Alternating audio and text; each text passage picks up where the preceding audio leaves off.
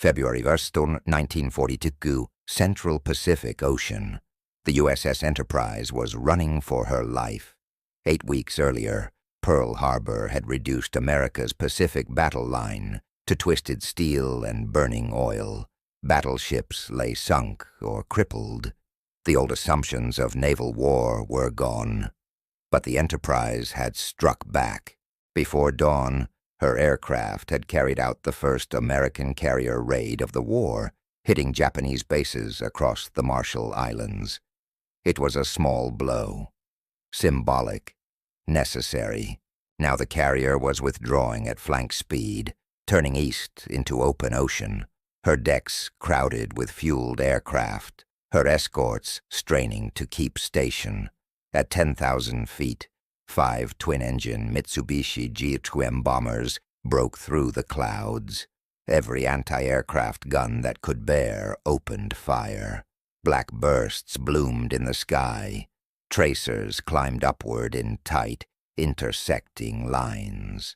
4 bombers released their loads early, 15 bombs falling wide of the ship, then turned away, their mission finished. The 5th did not. Its pilot, Lieutenant Kazuo Nikai, was already dying. American fighters had torn into his aircraft on the approach. Smoke streamed from the fuselage. Flames licked from the engine cowling. Nikai knew he would never reach land again. He understood in those final seconds that survival was no longer an option. So he chose something else. He pushed the nose down and aimed directly for the Enterprise's flight deck.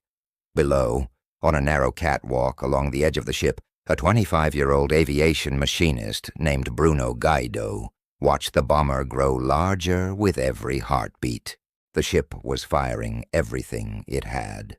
The sky was filled with metal, but the aircraft kept coming, close enough now that Gaido could see the fire inside the engine, close enough to know that in seconds it would slam into the deck, into fuel lines and armed aircraft, into the heart of the ship. The Enterprise would burn. Bruno Gaido did not retreat. He ran. He sprinted across the open flight deck, straight into the bomber's path, climbed into the rear cockpit of a parked SBD Dauntless, seized the twin .30 caliber machine guns, and opened fire at point-blank range. It was instinct, not doctrine, action without permission, a single man acting against the weight of gravity, flame, and inevitability. What followed would be remembered as one of the most extraordinary individual acts of courage in naval aviation. But Bruno Gaido did not begin his life as a hero. He wanted to join the Navy at 18. The promise was simple: steady pay, regular meals, and something rarer for a young man from a working-class family in Milwaukee. Purpose. His father said no.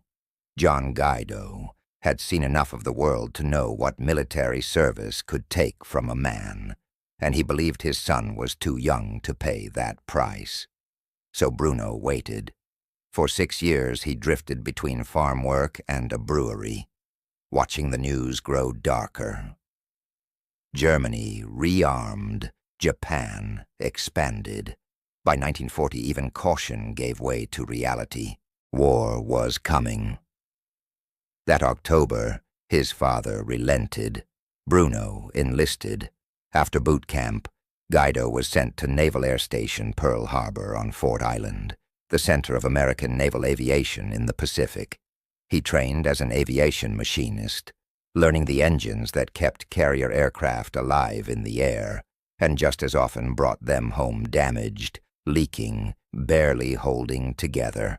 In July 1941, he was temporarily assigned to Scouting Squadron 6 aboard the Enterprise, flying SBD Dauntless dive bombers. The assignment was meant to be brief, but Bruno Gaido had a habit of becoming indispensable. The Dauntless was a 2-seat aircraft, a pilot in front, a radio operator and gunner in back. Gaido's job was to keep the machines flying, but he qualified as a rear seat gunner as well. He learned the radios, he learned the guns, and without trying to, he earned a reputation for something the Navy valued above almost everything else. He did not flinch. The word that followed Bruno Gaido through the ship was simple: toughness.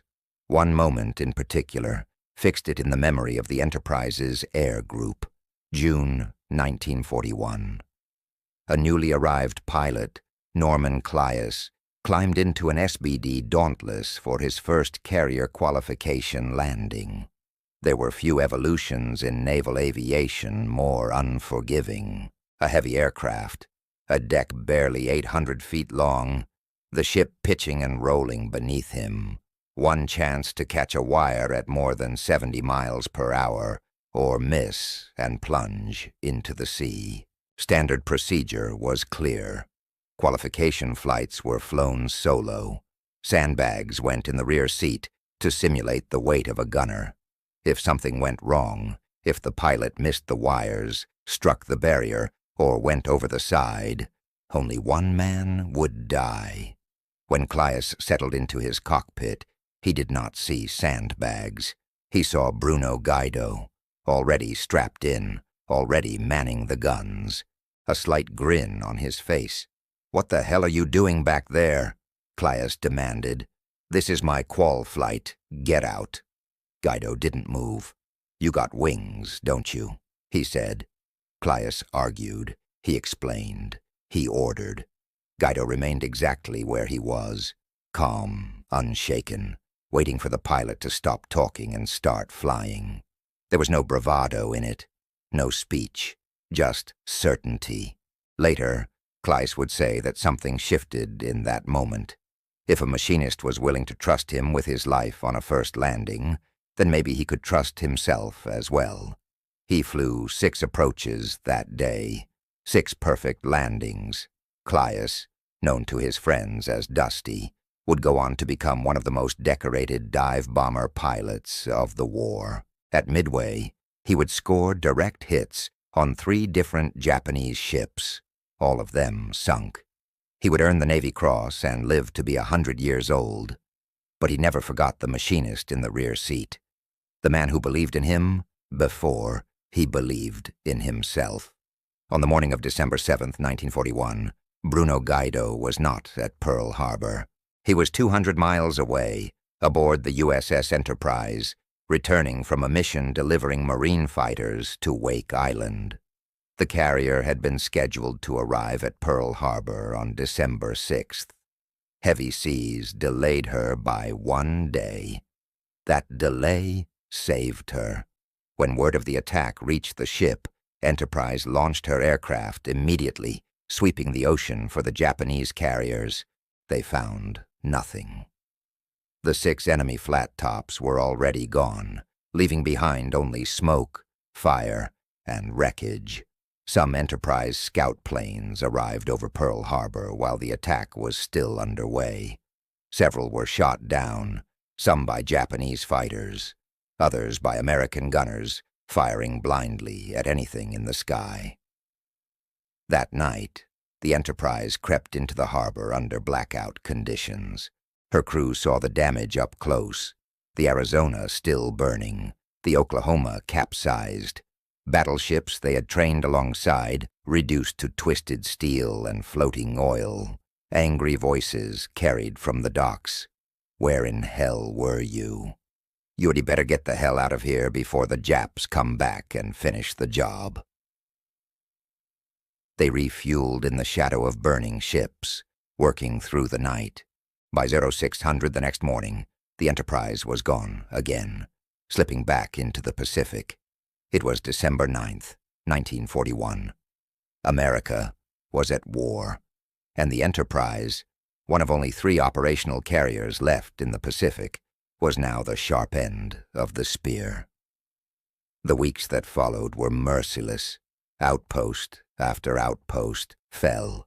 Wake fell. Then the Philippines, Hong Kong, Malaya, the Dutch East Indies. Across the western Pacific, Japanese forces advanced with a speed and coordination that stunned even their own planners. With the American battleships crippled at Pearl Harbor, there was no battle line left to contest them.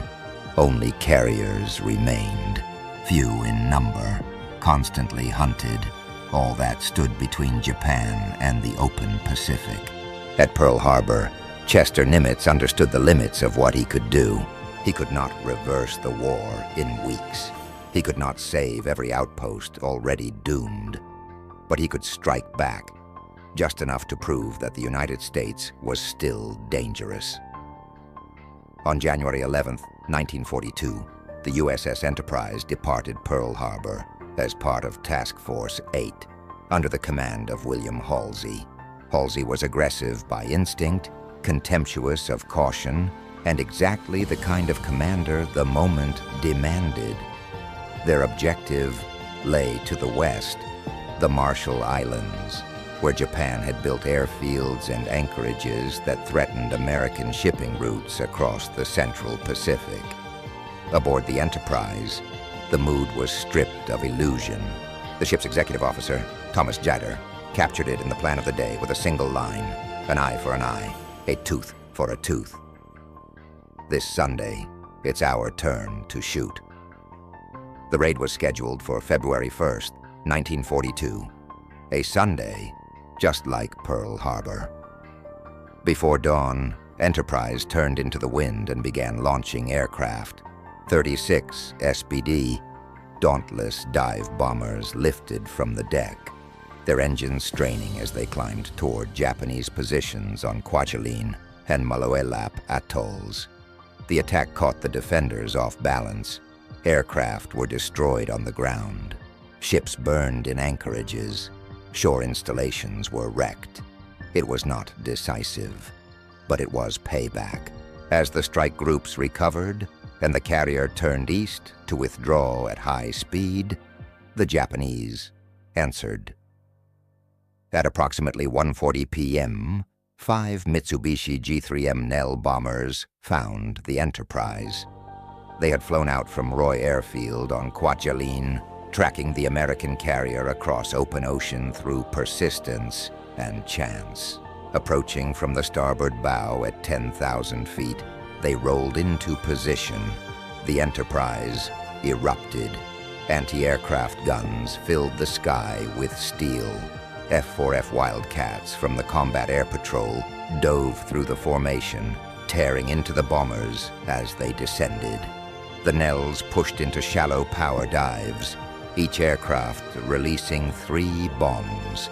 On the bridge, Captain George Murray threw the ship into violent evasive maneuvers. 15 bombs fell, all missed. The closest splashed into the sea, barely 50 feet from the hull. 4 bombers broke off mast and turned for home. The 5th stayed. Lieutenant Kazuo Nikai knew his aircraft was finished. Wildcat fire had shredded it on the approach. Flames streamed from the engines. The bomber was losing altitude and control. He could try to turn back, nurse it toward land he would never reach, or he could make the loss matter. He hauled the aircraft into a hard left turn and pointed it directly at the Enterprise. This was not doctrine. The word kamikaze did not yet exist as policy. That would come years later, when desperation hardened into ritual. But in those first brutal weeks of the war, Nikai reached the same conclusion on his own. If he was going to die, he would die striking the enemy. Every gun on the Enterprise fired. Tricers climbed. Shells burst. The bomber kept coming, lower now, flames pouring, guns still firing as it closed the distance. From a narrow catwalk along the edge of the flight deck, Aviation Machinist's mate, 3rd class, Bruno Gaido, watched it approach. This was not where he was meant to fight. His battle station was the catwalk. His orders were to stay put, stay clear, and wait until the shooting stopped, so he could go back to keeping aircraft alive. The anti-aircraft fire was not stopping the bomber. Gaido had seconds. and Bruno Gaido had never been very good at staying where he was told. He climbed out of the protection of the catwalk and stepped into open space. Bruno Gaido ran across the flight deck straight toward the incoming aircraft. There was no cover, no margin. He reached a parked SBD Dauntless, aircraft 6S5, one of his own squadron's machines, and scrambled into the rear cockpit. This was where he belonged when the aircraft was airborne. But now it was sitting still, loaded with fuel, bombs still locked under its wings. If the Japanese bomber struck the deck, this plane would explode. Gaido knew that. He did not hesitate. He seized the twin .30 caliber machine guns, swung them toward the oncoming aircraft, and opened fire. From the bridge of the USS Enterprise, William Halsey watched in disbelief. Amid the thunder of anti-aircraft guns and the violent maneuvering of the ship, one man had done the unthinkable. He had run toward the threat instead of away from it.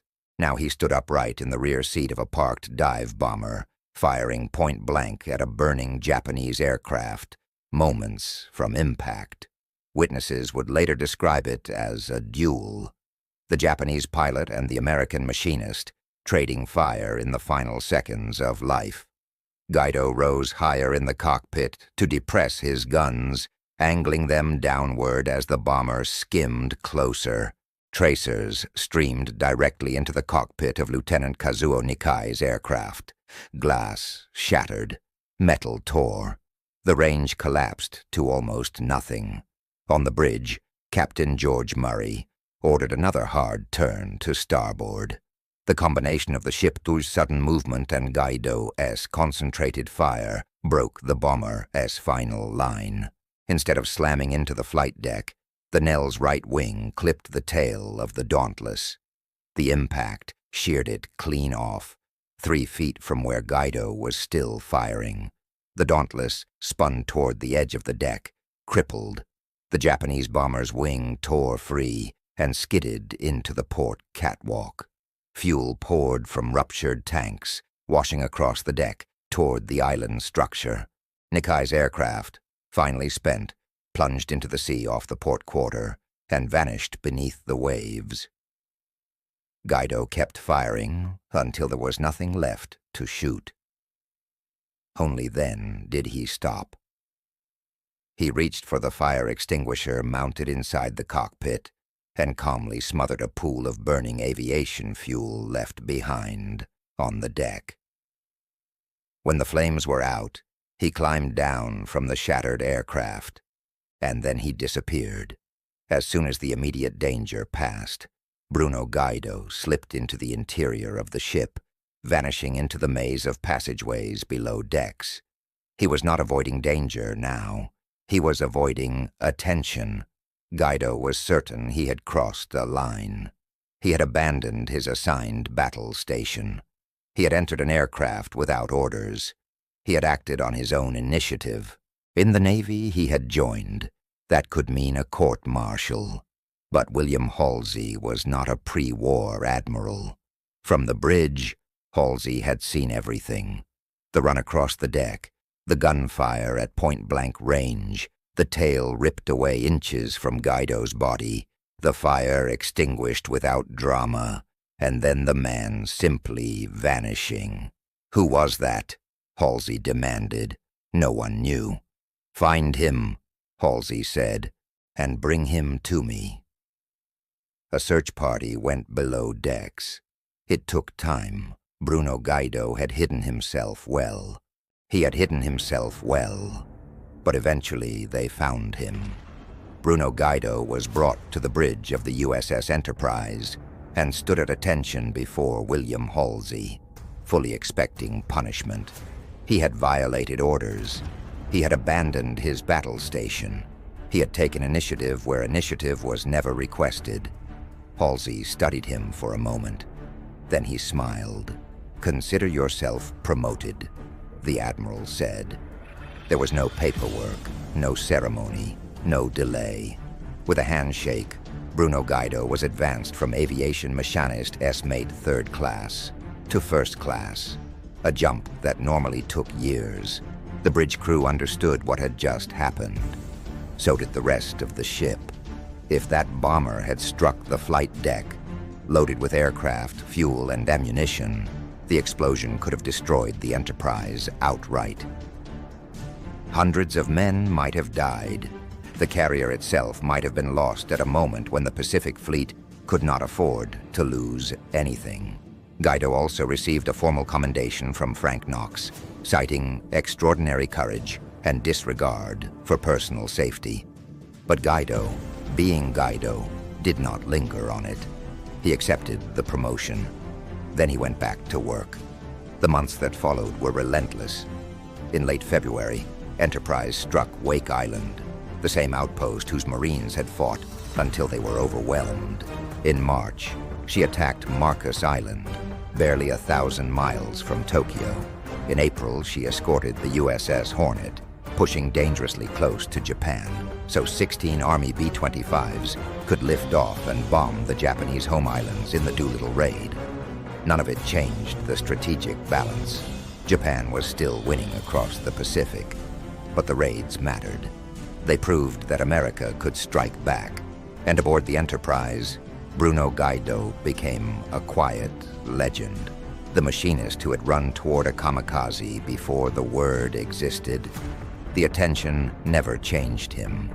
He kept flying when Scouting Squadron 6 needed a gunner. He kept fixing engines. His reputation for toughness only deepened. Then came Midway. In late May 1942, American codebreakers uncovered Japan's next move. A massive strike against the tiny atoll of Midway, using the same 4 carriers that had attacked Pearl Harbor: Akagi, Kaga, Soryu, and Hiryu. If Midway fell, Hawaii itself would be exposed. Once again, Chester Nimitz chose to gamble everything. Enterprise, Hornet, and the hastily repaired Yorktown were rushed into position northeast of Midway, waiting in silence for the Japanese fleet to arrive. On the morning of June 4th, 1942, Bruno Gaido climbed into the rear seat of an SBD Dauntless, piloted by Ensign Frank O'Flaherty. Their target was the Japanese carrier Kaga, one of the most powerful warships afloat. The morning began in disaster. Wave after wave of American aircraft attacked the Japanese fleet. Torpedo bombers from all 3 carriers, Marine aircraft from Midway, even Army bombers. Almost all were cut down. Torpedo Squadron 8 from Hornet was annihilated. 30 men gone, 1 survivor. But their sacrifice pulled the Japanese fighters down to sea level. At 10:20 a.m., dive bombers from Enterprise and Yorktown appeared overhead at 20,000 feet. Below them, the Japanese carriers were caught at the worst possible moment. Flight decks crowded with aircraft, bombs and torpedoes laid out in the open, fuel lines stretched across the planking. The American pilots rolled over into their dives. Gaido felt the Dauntless pitch forward, gravity crushing him into his seat as the horizon spun away. He faced backward, scanning the sky for fighters, unable to see the target below, but fully aware of the speed, the angle, the finality of the descent. At 1,500 feet, O'Flaherty released their bomb. It missed, but others did not. 4 bombs tore into Kaga's flight deck, detonating among armed and fueled aircraft. Within seconds, the carrier was engulfed. Fires raced unchecked. Explosions followed explosions. In 5 minutes, 3 of Japan's 4 carriers, Akagi, Kaga, and Soryu, were mortally wounded.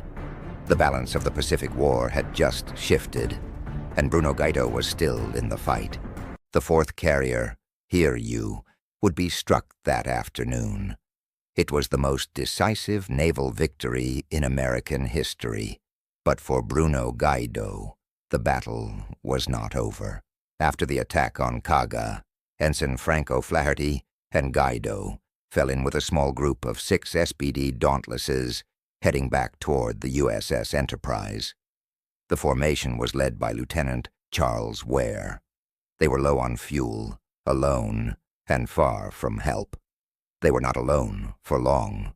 6 Japanese Zero fighters from Hiryu spotted the group and turned toward them.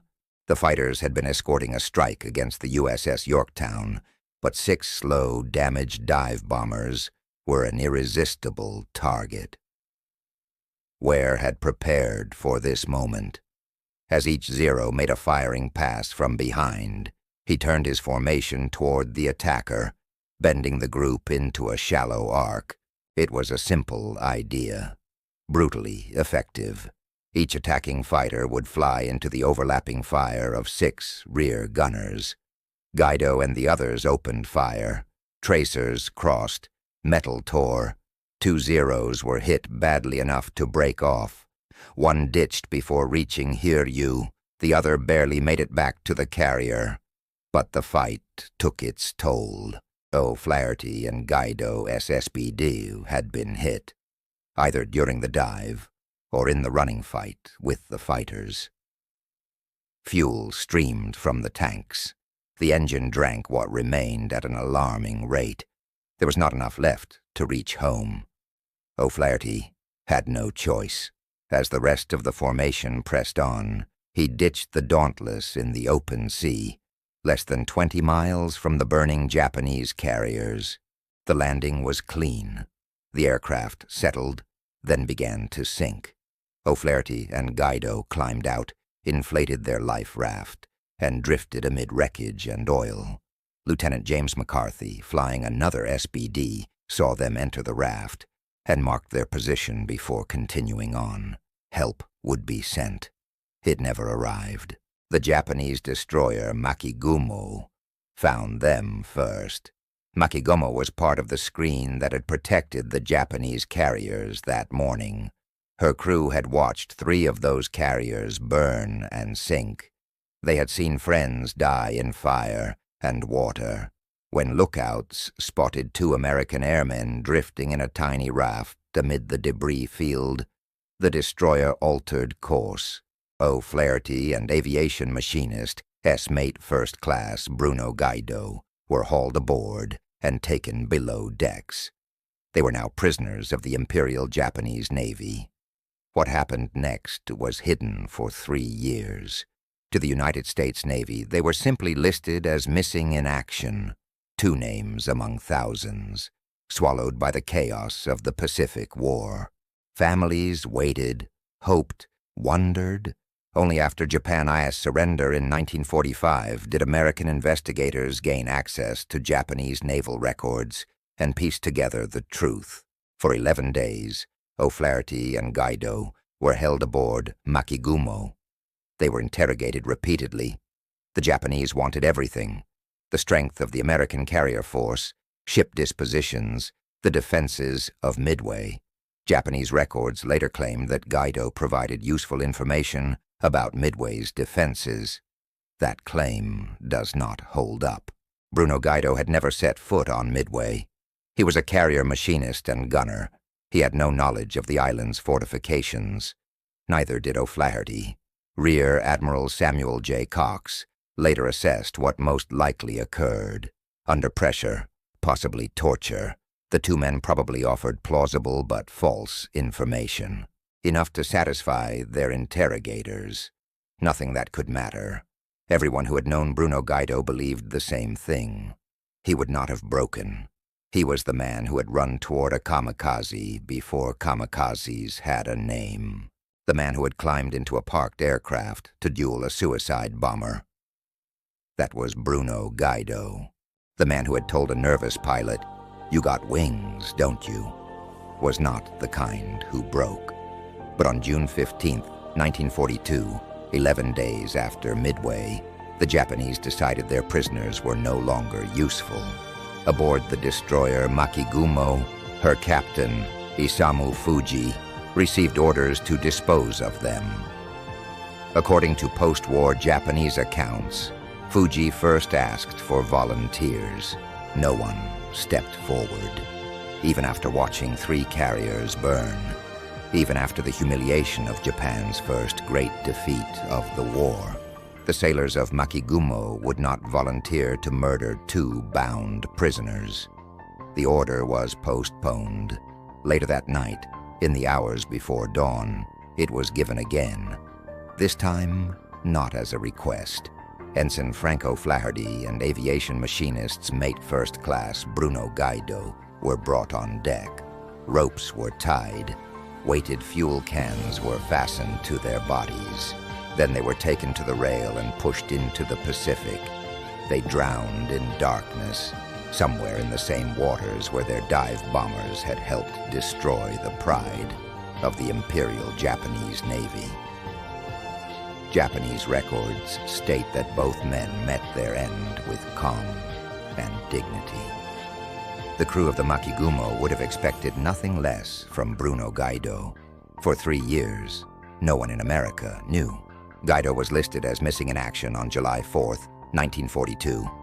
Presumed dead a year later, on June 5th, 1943, the first anniversary of Midway. In Milwaukee, his mother, Clementina, received the telegram every parent fears. Missing, not confirmed, not explained. The uncertainty consumed her. Less than 2 months later, she was dead. The family would later say that not knowing what had happened to Bruno had killed her. In April 1943, Bruno Gaido was posthumously awarded the Distinguished Flying Cross. The citation spoke of courage, coolness under fire, and devotion to duty. Formal words that could not explain the reality of how he had lived or how he had died. Only after the war did the full truth emerge. American investigators examined Japanese naval records and questioned surviving crewmen. The execution was classified as a war crime. There would be no trial. Isamu Fuji and most of the officers involved did not survive the war. The Makigumo herself was sunk on February 1st, 1943, exactly 1 year after Gaido had saved the USS Enterprise, when she struck a mine during the evacuation of Guadalcanal. Justice of a sort. Bruno Gaido was 26 years old when he died. He had served in the United States Navy for just 20 months. In that time, he took part in the first offensive action of the Pacific War, saved America's most important aircraft carrier from destruction, and helped sink a Japanese carrier at Midway. His body was never recovered. His name is carved into the courts of the missing at the National Memorial Cemetery of the Pacific in Honolulu, one among thousands whose remains were never found. In 1996, he became the first inductee into the Enlisted Combat Aircrew Roll of Honor at the USS Yorktown Museum. No ship bears his name, but his story endures. The pilot who made his first carrier landings with Gaido in the rear seat, Norman Clias, went on to become one of the most decorated aviators of the war. He struck 3 Japanese ships at Midway. All of them sank. He received the Navy Cross and lived to be 100 years old. Before he died, he wrote a memoir titled Never Call Me a Hero. Several pages were devoted to Bruno Gaido, the machinist who believed in him when it mattered most. That was Bruno Gaido, a young man from Milwaukee who wanted to serve, a mechanic who kept the dive bombers flying, a gunner who ran toward danger when everyone else ran away. He did not live to see victory. He did not see surrender, parades, or celebrations. He died bound and unseen, in the same ocean where he had helped change the course of the war. But in one moment, on February 1st, 1942, when he left safety and ran across a flight deck toward a burning bomber, Bruno Gaido showed what a single decision could mean. He saved a ship. He saved hundreds of lives, and he proved that courage is not the absence of fear. It is being afraid and stepping forward anyway.